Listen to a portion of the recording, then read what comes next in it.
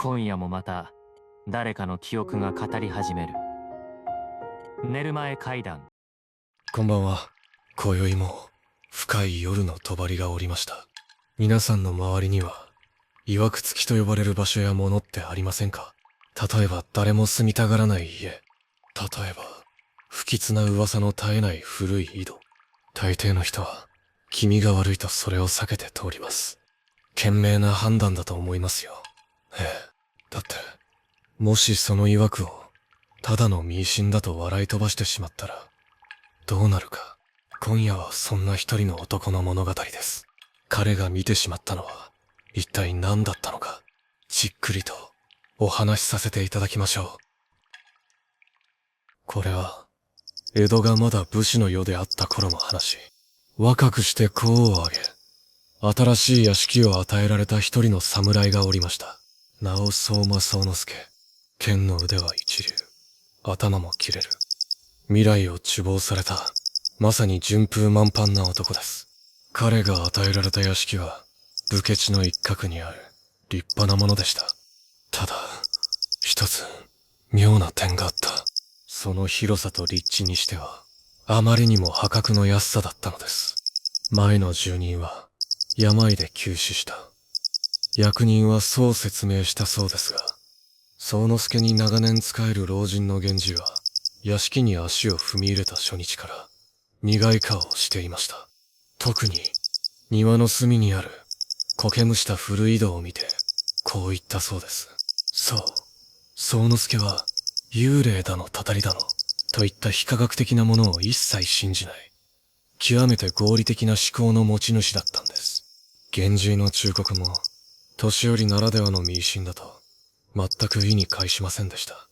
むしろ彼はその古い井戸を気に入っていました。夏の暑い日、縁側からその深い緑と静かな佇まいを眺めていると、心が落ち着くような気さえしたのです。そう。すべて始まる。あの夜までは。その夜は、蒸し暑い満月の日でした。宗之助は縁側で一人、月見酒を楽しんでいました。風が止み、草木の匂いがむわりと立ち込める。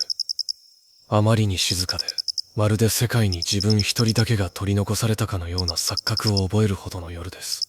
彼が杯に残った酒をくいと飲み干した。その時でした。鈴虫でもない、コオロギでもない。今まで一度も聞いたことのない、甲高く、そしてどこか悲しげな虫の音が、彼の耳に届きました。音は、あの古い戸の方から聞こえてきます。好奇心は、時として厄災の扉を開けてしまう鍵になります。宗之助は、酒の酔いも手伝ってか、すっと立ち上がると、音のする方へと歩み寄りました。月明かりが、ぼんやりと庭を照らしています。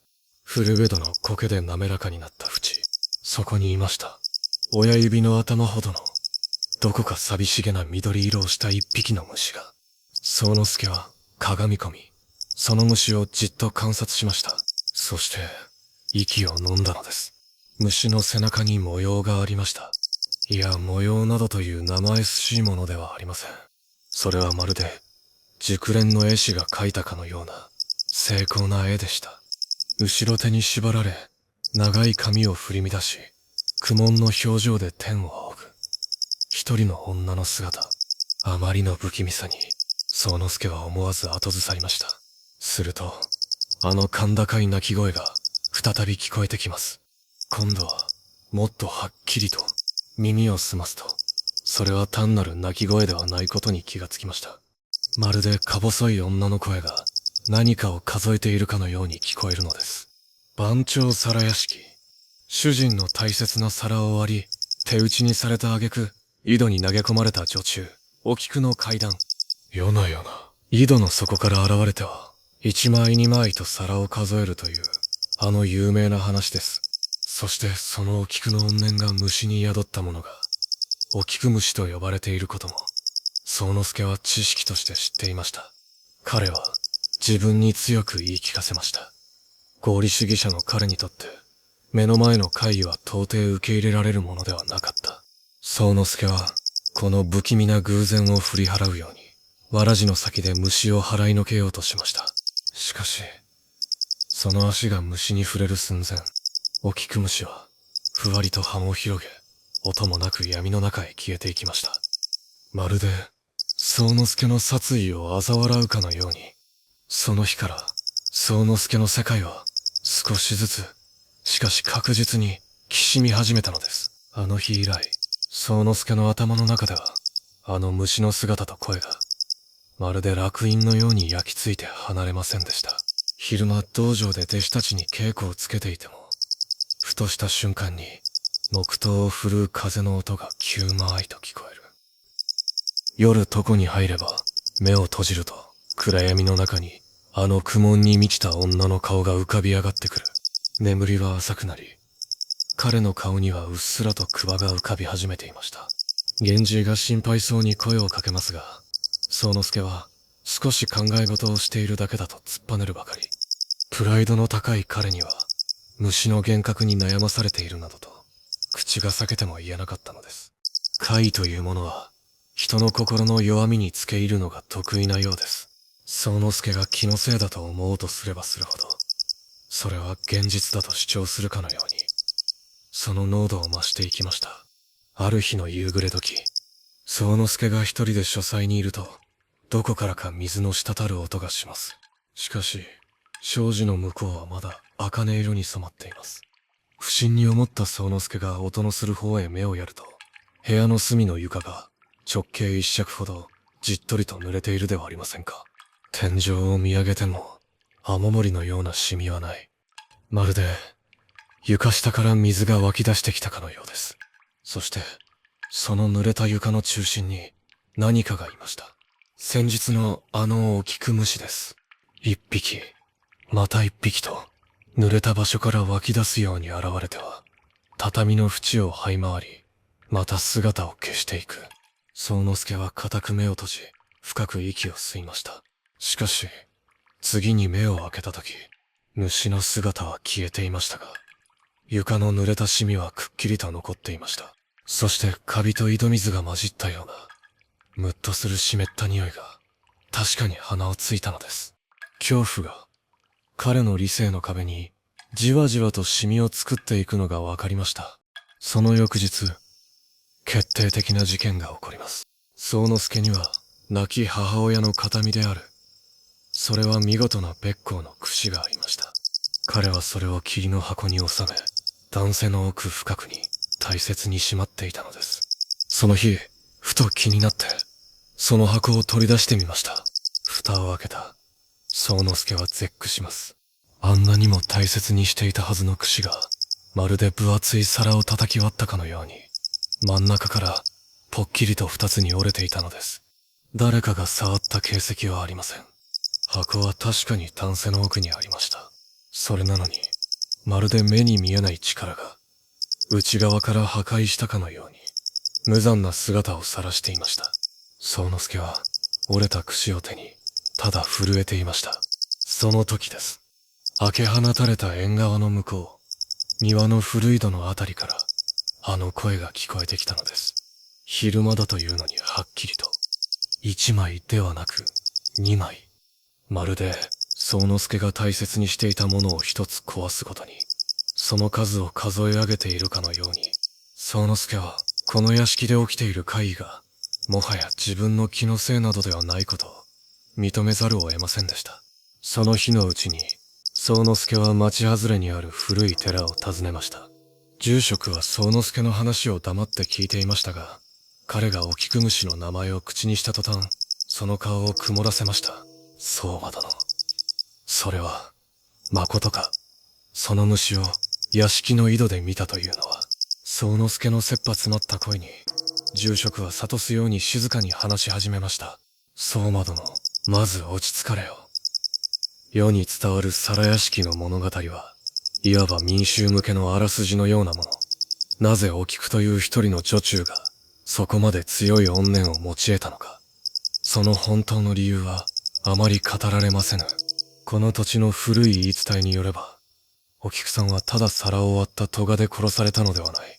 彼女は主君からの理不尽な連暴を誇りを持って拒んだ。その腹いせに無実の罪を着せられ、見せしめとして惨殺されたのじゃ。一枚の皿のために命だけでなく女としての尊厳さえも踏みにじられた。その無念さが彼女をただの亡霊ではない何かに変えてしまったのです。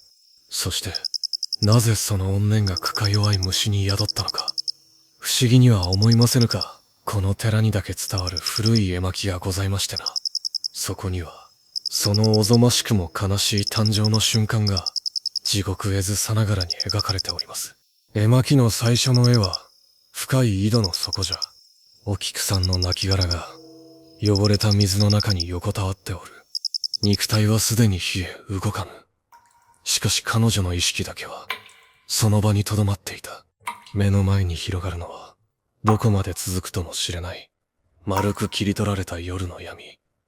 耳に届くのは水が滴る音と自分のものとは思えぬほど静かになった心臓の音だけ。最初はただ悲しかった。次に体の芯から凍えるような寒さが憎しみへと変わっていった。なぜ私がこんな目に。あの男を決して許さない。返せ。私の皿を、私の誇りを、私の命を返せ。その思いは声にならぬ叫びとなり、井戸の底で渦を巻いた。やがてその純粋すぎるほどの怨念は悲しみや怒りといった感情の形を失い、まるで炭を溶かしたかのように黒く重くどろりとした念の塊へと凝縮されていったと絵巻には描かれております。しかし念だけではこの世にいる者たちに復讐することは叶わない。井戸の底から出ることもできぬ。そのもどかしさが怨念の渦をさらに大きくしていく。その時じゃ。井戸という場所は古来より生と死の境界、行き場のない衰いがたまるよどみでございます。そのよどんだ気を糧にするかのように井戸の壁には無数の小さな虫がうごめいていた。お菊さんの怨念はその中の一匹を見つけたのじゃ。いや、自らの復讐の器とするために引き寄せたとでも言うべきか。壁を張っていた一匹の青虫がふと足を滑らせるようにポトリと黒い念の塊の上へと落ちてしまった。その瞬間から地獄絵図が始まります。まず怨念に触れた青虫がピタリと動きを止めた。そしてまるで高熱に浮かされたように激しく痙攣を始めたそうじゃ。次にその鮮やかだったはずの体の色がみるみるうちに失われていく。命の輝きが吸い取られ、代わりに井戸の水のよどんだような不吉な深緑色へと染まっていく。そして最もおぞましいのがその背中じゃ。ぽつりと黒い点が一つ現れる。それがまるでわしに落ちた墨汁のようにじわりと滲み広がっていく。やがてそのシミは二つの沈んだ目となり、小さな鼻の形となり、絶望に歪んだ口の輪郭を成していく。そう、それはまさしくお菊さんが最後に浮かべたあの苦悶の表情そのものでした。彼女の私を忘れるなという強烈な執着が虫の背中に自らの顔を刻みつけたのじゃ。そして最後にその虫は泣いた。いや、あれは泣き声などではない。失われた生体の代わりに怨念の力で羽と足を無理やり擦り合わせ、この世の断りをねじ曲げて発した言葉じゃ。最初はただのキーという耳障りな音だったものが次第に意味を持ち始める。まあいい。お菊の執念がとにこの世に干渉する術を手に入れた瞬間じゃ。こうして怨念を運ぶための船であり、彼女の復讐の分身でもある。最初のお菊虫がこの世に生み落とされたのでございます。住職はそこで言葉を切りました。本堂の空気はまるで井戸の底のように冷たく重く感じられました。宗之助はもう自分の身に起きていることから目をそらすことはできませんでした。あれは伝説ではない、幻覚でもない。自分の屋敷の井戸で今もあの妖怪は生まれ、そして自分を標的に定めているのだと骨の髄まで理解してしまったのです。こうして生まれた最初の一匹が井戸の暗闇で仲間を増やし、今もどこかで足りない皿を探し続けている。そして皿が見つからぬとなれば、代わりに、人の大切なものを9つ見つけては壊していくのじゃ。そうじゃ。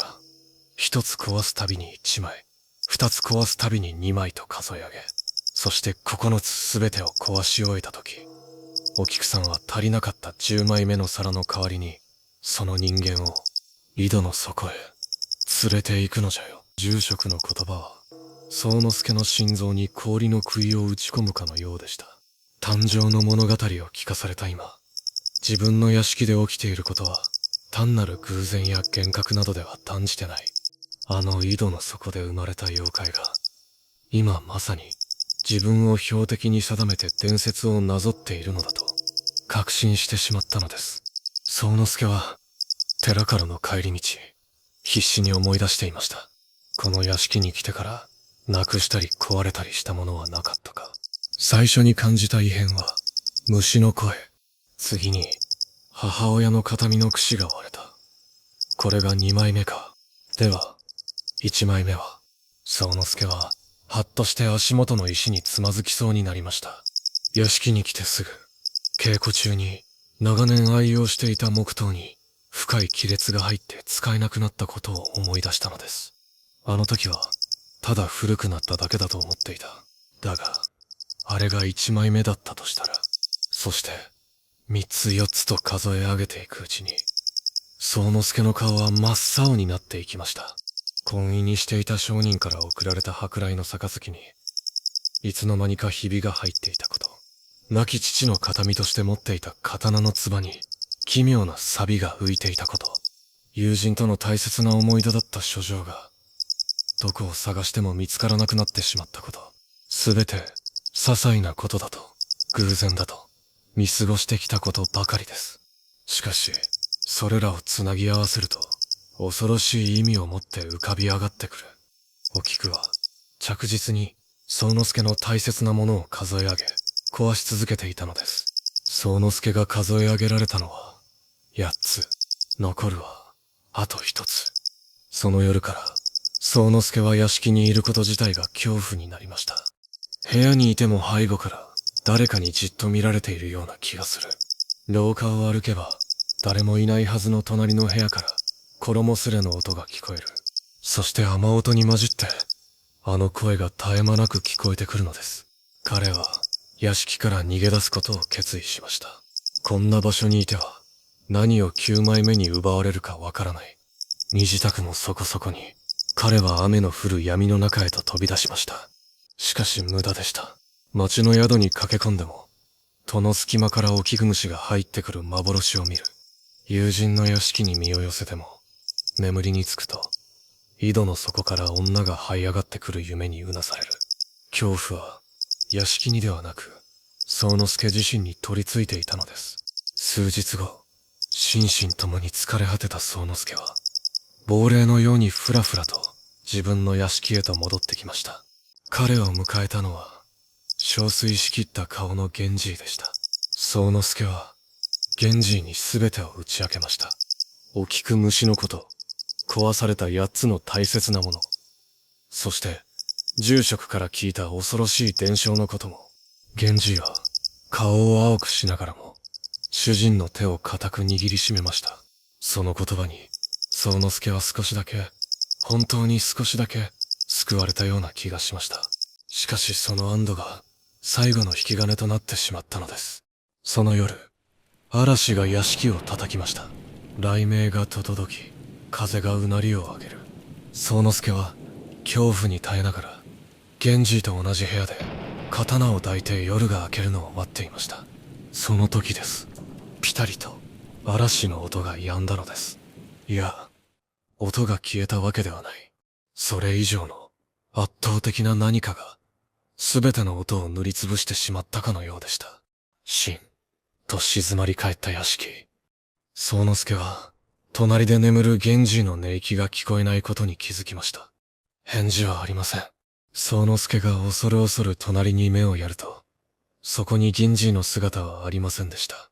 布団は、もぬけの殻、そして部屋の障子がゆっくりと開かれていたのです。その先は、嵐の吹き荒れる庭へと続いていました。宗之助は、最悪の予感を覚えながら、庭へと転がり出ました。雨と風が彼の体を叩きます。そして彼は見てしまった。古井戸に向かってまるで無遊病者のように一歩また一歩と歩いていく源氏の後ろ姿を。宗之助の絶叫も源氏の耳には届いていないようです。彼は宗之助にとって幼い頃から親代わりでもあったかけがえのない存在。最後の9つ目の大切な人。宗之助は夢中で源氏のもとへ駆け寄りました。その腕を掴もうとした。まさにその瞬間、井戸の暗く底の見えない口からぬるりと何かが現れました。水に濡れた生めかしいほどの黒髪、その隙間から覗く白目を向いた憎悪に満ちた瞳、割れた唇がゆっくりと動きます。それはこの世のものとは思えない怨念そのものの声でした。お菊の亡霊はその場に立ち尽くす宗之助と源氏を見比べると似たりと笑ったように見えました。そして数えきれないほどの置きぐ虫をその身にまといながらゆっくりとゆっくりと井戸の縁から這い出してきます。宗之助は源氏をかばうように立ちふさがりました。刀を抜き構える。しかし全身の震えは止まりません。お菊はそんな宗之助の抵抗など意にも介さず、ただじっと彼を見つめていました。そしてその青白い指がすっと差し向けられたのです。その指が指し示したのは源氏ではありませんでした。宗之助、あなた自身でした。その瞬間、宗之助は悟りました。最後の大切なものは源氏ではなかった。お菊が狙っていた9つ目は彼自身の命、いやその魂そのものだったのです。宗之助の足元で何千何万という数のお菊虫が一斉に羽を広げました。その青とはまるで地獄の釜が開いたかのような轟音となり、宗之助の意識を飲み込んでいきました。嵐が過ぎ去った翌朝、屋敷の異変に気づいた役人たちが駆けつけると、そこには信じられない光景が広がっていました。井戸の縁に一人の男が腰掛けていたそうです。ずぶ濡れのままうつろな目で、ただ何かをブツブツとつぶやいている。そう、相馬宗之助、その人です。傍らには気を失った源氏が倒れていました。幸い源氏は命に別状はなかったそうですが、宗之助はもう元には戻りませんでした。彼は役人たちに保護されてもなお、一日中指を折りながら何かを数え続けていたといいます。1枚、2枚、まるで彼自身が新しいお菊になってしまったかのように。そして、これはあまり記録には残っていない話なのですが、保護された宗之助の背中には奇妙なあざが浮かび上がっていたそうです。それはまるで後ろ手に縛られ髪を振り乱した苦悶の表情を浮かべる女のような形の。曰くを信じなかった男は自らが新しい曰くの一部となってしまった。全く皮肉な話だとは思いませんか。さて、あなたの大切なものは今いくつありますか。もしそれが言われもなく壊れたりなくなったりしたときは、少しだけ思い出してみてくださいね。井戸の底から聞こえるあの声を。最後までご視聴いただきありがとうございます。少し怖い思いをさせてしまいましたでしょうか。もしよろしければ応援いただけると励みになります。それではおやすみなさい。どうか良い夢を。